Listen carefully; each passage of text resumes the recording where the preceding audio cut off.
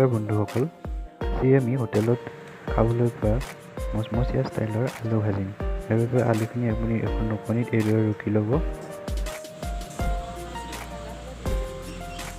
এইদৰে ৰুকি লোৱাৰ পিছত তাক গৰম কেৰাহীত আমি তেলখিনি গৰম কৰি তাতে অলপ অলপকৈ আলুখিনি বহাই দিম।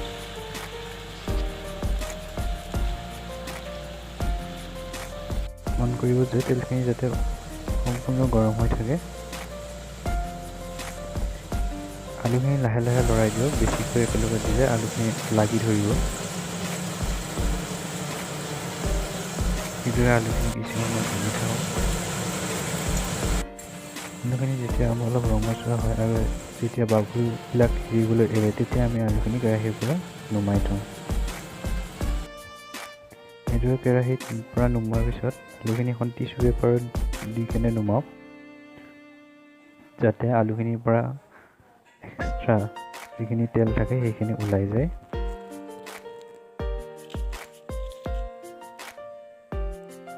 আলুখিনি হৈছে নে চাবৰ বাবে আপোনালোকে এটা আলু সৰু টুকুৰা লৈ ভাঙি চাব পাৰে। দেখিছে যে মচমচীয়া হৈছে, গতিকে ভাঙি গৈছে।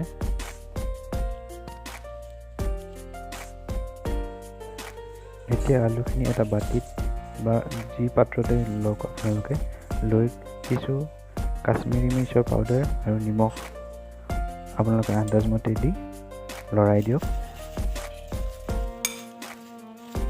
আপোনালোকে দেখি অনুমান কৰিব পাৰিছে যে আলুখিনি মচমচীয়া হৈছে ভিডিঅ'টোত।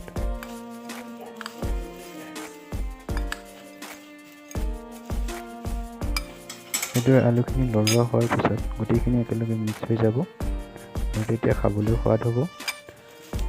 ইয়াৰ বাবে জলকীয়াৰ পৰিমাণটো আপোনালোকে নিজৰ ইচ্ছামতে দিব পাৰে। কোনোবাই বেছি জ্বলা খালে অন্য চিলি পাউডাৰো ইউজ কৰিব পাৰে। এতিয়া এইদৰে আলুখিনি হোৱাৰ পিছত আপোনালোকে গৰমে গৰমে চাহৰ লগত বা ভাতৰ লগত পৰিৱেশন কৰক।